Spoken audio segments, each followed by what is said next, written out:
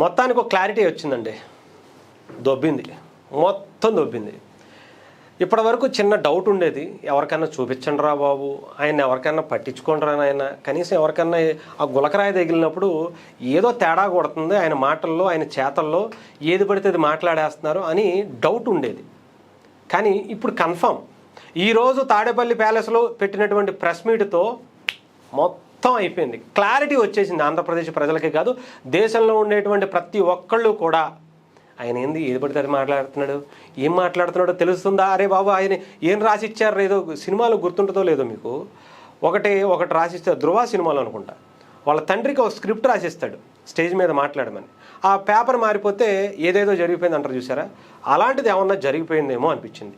లేదా confirm దొబ్బేసిన chip. దానికి సంబంధించి వీడియోస్ ఒకసారి మీకు వినిపిస్తాను, విందురుగానే తర్వాత మాట్లాడుకుందాం. ఇదిగోండి, మచిలీపట్నం నుంచి ఎంఏ తీసుకోండి, విజయవాడ నుంచి విఐ తీసుకోండి, గుంటూరు నుంచి జియుఎన్ తీసుకోండి, మావి గన్ అని పేరు పెట్టండి.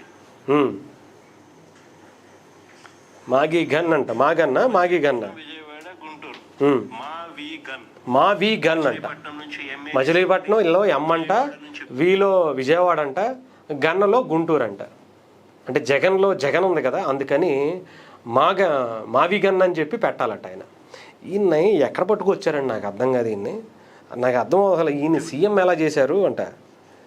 అసలు రాజ్యాంగంలో రాజధాని అనే పదం ఎక్కడైనా ఉందా అని తగలెట్టండి సార్, ఏదో ఒకటి చెప్పండి. ఇంకా రాజ్యాంగంలో ఎక్కడ రాష్ట్రాలకు సంబంధించి రాజధానులు అనే పదం ఎక్కడా లేదు. దేశానికి మాత్రమే రాజధాని ఉంటుంది తప్ప రాష్ట్రాలకు ఏంది కర్మ అంట, నాకు అర్థం కాదు నిజంగా. బాబా ఏందండి అసలు, ఏం బాధ అండి అసలు మీకు ఏంటి సార్, ఏమన్నా ఏంటి మీ బాధ ఏంటి నాకు అర్థం కావట్లా. సీఎం అయ్యారు, 3 ముక్కల ఆటలు ఆడారు, మరి అప్పుడు లేనటువంటి బాధ, అసలు ఆంధ్రప్రదేశ్కి రాజధాని అవసరం లేదనేటువంటి ఉద్దేశమా? మరి అలాంటప్పుడు దేశానికి ఒక్కదానికే రాజధాని ఉండాలంట, రాజ్యాంగంలో ఎక్కడ దేశానికి మాత్రమే రాజధాని అని రాసిందంటే కానీ రాష్ట్రాలకి రాజధాని రాసి లేదంట. పాపం జగన్మోహన్ రెడ్డి గారు చెప్తున్నారయ్యా. సరే బాబు జగన్మోహన్ రెడ్డి గారు, మరి మీరెందుకండి 3 రాజధానులు చేశారు ఏకంగా? ఒక రాజధాని సరిపోదని చెప్పి 3 ముక్కలు ఆడదాం అనేటువంటి ప్లాను మరి అప్పుడు తెలీదా మనకి? తెలీదా చెప్పండి. అరే అసలు ఏంటిది, కనీసం ఇక్కడన్నా ఉందా, అక్కడి నుంచి ఏమన్నా దుబ్బిందా? గులకరాయి తగిలింది ఓకే, ఇక్కడన్నా కొంచెం ఏమన్నా మాలిష్ చేయించుకుని చక్కటి నవరత్నాలు రాసుకుని కొంచెం అరికాల్లో అయినా సరే కొంచెం వేరే ఆయిల్ ఏమన్నా రాసుకుని అన్న పని చేస్తున్నాము, ట్రై చేయొచ్చుగా. ఏది పడితే అది మాట్లాడేస్తున్నారు, ఏం మాట్లాడుతున్నారో అర్థం అవట్లా. ఓ పక్క రాజధాని అయిపోతే ఇంకా మన బతుకు బస్ స్టాండే, పోలవరం అయిపోతుంది, ఇంకా మన జీవితం అయిపోయింది. పెట్టుబడులు వచ్చేస్తున్నాయే. ఓ పక్క ఏమో ఆ గూగుల్ డేటా సెంటర్ ఎవరికి కావాలి, అదొక డబ్బా గోడ ఉన్నది, తాళం వేసి లోపల పెట్టి కూర్చుంటారని ఒకసారి అంటారు. మళ్ళీ ఈయన వచ్చి వాళ్ళ నాయకులు మాట్లాడి అది గోడౌన్ అన్నదాన్ని ఈయన వచ్చేమో అది నేనే తీసుకొచ్చా, ఆ గోడౌన్ నాదే అని చెప్పి ఈయన అంటాడు. ఆ సిమెంట్ ఫ్యాక్టరీ ఏదో ఐరన్ ఫ్యాక్టరీ, స్టీల్ ఫ్యాక్టరీ, మన అట్టలకి సంబంధించింది ఎవరో లక్ష్మీ మెటల్ అనుకుంటా, దానికి సంబంధించిన ఒక కంపెనీ వస్తే దాన్ని పట్టుకునేమో వాళ్ళ అది అసలు దేనికి ఉపయోగం అని చెప్పి ఒకసారి, అది నేనే తీసుకొచ్చానని ఇంకోసారి. ఈయన అంటే ఏదో అంటారు చూశారు కదా, అపరిచితుల్లో 2 క్యారెక్టర్లు ఉంటాయి, ఇలాగోసారి తిప్పి జుట్టు ఇలా ఉన్నప్పుడు ఒకసారి, ఇలా ఉన్నప్పుడు ఒకసారి మాట్లాడినట్టుగా ఇలా జగన్మోహన్ రెడ్డి గారు ఈ రకంగా మాట్లాడటం అయితే నాకైతే ఈయన ఏదో తేడా కొట్టేసిందండి.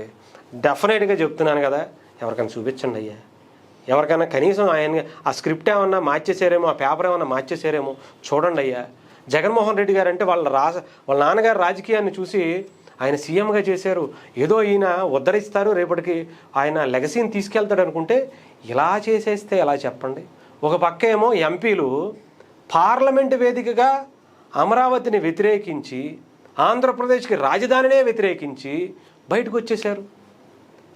నిజంగా ఎంత అక్కసో చూడండి ఆంధ్రప్రదేశ్ ప్రజల మీద, ఎంత కోపం, ఎంత పగ, ఎంత ద్వేషం అంటే ఆంధ్రప్రదేశ్లో కంపెనీలు వచ్చేస్తున్నాయి. మనం ఇచ్చేటువంటి రేపొద్దున మనం వస్తాము, ఈ బిస్కెట్ ఇస్తాము, ఈ పథకాల పేరు మీద ఈ బిస్కెట్లు పడేస్తామంటే ఎవరు నమ్ముతాడు? వాళ్ళకి కష్టపడి పెరిగిపోతున్నారే, వాళ్ళు ఉద్యోగాలు వచ్చేస్తున్నాయే, ఇంకా మనల్ని ఎవడు పట్టించుకుంటాడు? రోడ్లు వేసేస్తున్నారు, అన్నీ కట్టేస్తున్నారు, ఉద్యోగాలు వచ్చేస్తున్నాయి, అమరావతి పూర్తి అయిపోతుందని ఏం చేయాలో అర్థం కావట్లేదు ఆయనకి. ఇంక ఏది పడితే అది మాట్లాడేస్తున్నారు.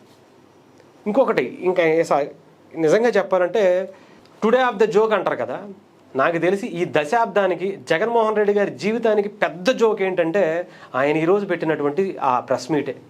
ఏంటంటే హైదరాబాద్లో అంట పవన్ కళ్యాణ్ గారు అక్కడే నివాసం ఉంటున్నారంట, చంద్రబాబు నాయుడు గారు అక్కడే ఫ్యామిలీని పెట్టారంట హైదరాబాద్లోనే. వీళ్ళు వారానికి 2 సార్లు ఇల్లు వస్తూ ఉంటారంట. మరి మనం ఏం చేస్తున్నాం సార్ చెప్పండి? ఈ ప్రెస్ మీట్ పెట్టడానికి ఏడకెళ్ళి వచ్చాం సార్ మనం? ఎక్కడి నుంచి వచ్చాం? తాడేపల్లి ప్యాలెస్ మందా? కాదుగా. మనమేమో అలంకా ప్యాలెస్ బెంగళూరులో ఉంటాం. నెలకు 2 సార్లు అలా వచ్చి ప్రెస్ మీట్ పెట్టి వెళ్ళటం కోసం వస్తాం. అది కూడా ఎందుకు బుధవారంలోనే ఎక్కువ ప్రెస్ మీట్లు పెడుతున్నారు. ఆ ప్రెస్ మీట్ పెట్టడం కోసం బెంగళూరు నుంచి ఇక్కడ రావాల్సి వస్తుంది కదా. అదేదో పోనీ అక్కడే పెట్టుకోవచ్చుగా, అది కూడా ఉండదుగా. Month ending politics, visiting politics చేసేటువంటి మనం పవన్ కళ్యాణ్ గారి గురించి, చంద్రబాబు నాయుడు గారి గురించి మాట్లాడుతుంటే ఇయర్ ఆఫ్ ద జోక్ అనాలా, జగన్మోహన్ రెడ్డి గారి కెరియర్ ఆఫ్ ద జోక్ అనాలా, లేదంటే ఏమంటారు టుడే ఆఫ్ ద జోక్ అనాలా?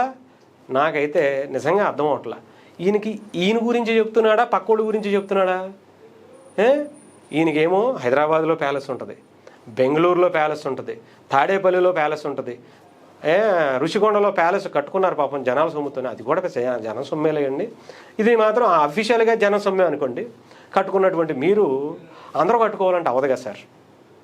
పవన్ కళ్యాణ్ గారు ఉన్నారు, ఆయనకు ఉండేటువంటి అప్పులు ఆస్తుల్లో అంతా ప్రజల అర్పణం అయిపోతుంది. ఆయన సంపాదించిన సినిమా ఆ వచ్చిన డబ్బులన్నీ తీసుకొచ్చి ప్రజలకి ఆ పార్టీకి పెడతామే సరిపోతుంది. మీకులాగా అక్కడ సిమెంట్ ఫ్యాక్టరీలు, పవర్ ప్రాజెక్టులు, లేదంటే పేపర్లు, టీవీలు లేవుగా సార్. మరి ఆయన ఏం చేస్తాడు చెప్పండి? మీకులాగా అక్కడో ప్యాలెస్ ఎక్కడో ప్యాలెస్ కట్టుకోలేరు కదా. అందుకే పాపం ఇల్లు వస్తూ ఉంటారు. అర్థమైందా? మీకు పోనీ ఏమన్నా పోనీ కట్టిస్తానంటే మీరు కట్టించండి. పవన్ కళ్యాణ్ గారు ఇదిగోండి మీకోసం నాలాంటి ప్యాలెస్ మీకు కట్టిస్తాను అని చెప్పి కట్టించండి. పోనీ ఉంటారు. అది కూడా ఆయన తీసుకోలేండి, ఆయన తీసుకునే పద్ధతి కూడా కాదు ఆయనది. అర్థమైందా?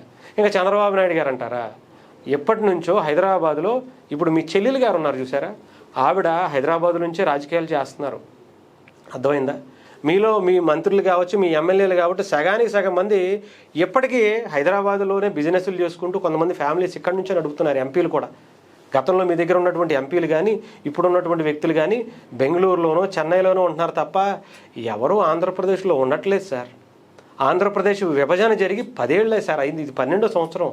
అందరూ కూడా కొంచెం నిదానంగా కట్టుకునేటువంటి ప్రక్రియ. చంద్రబాబు నాయుడు గారు కట్టుకున్నారు ఆల్రెడీ, మొన్న అంటే కొనుక్కున్నా, ఆ తర్వాత దాన్ని పూర్తి స్థాయిలో ఇప్పుడు కట్టుకోవడం అనేది జరుగుతుంది.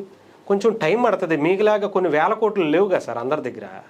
మీకంటే ఎక్కడ పడితే అక్కడ ప్యాలెస్లు కట్టేసుకోవడానికి కొన్ని వేల కోట్లు తండ్రిని అడ్డం పెట్టుకుని సంపాదించుకున్న వేల కోట్లు ఉన్నాయి కాబట్టి కొట్టేసుకుంటారు. కానీ అలా కాదుగా.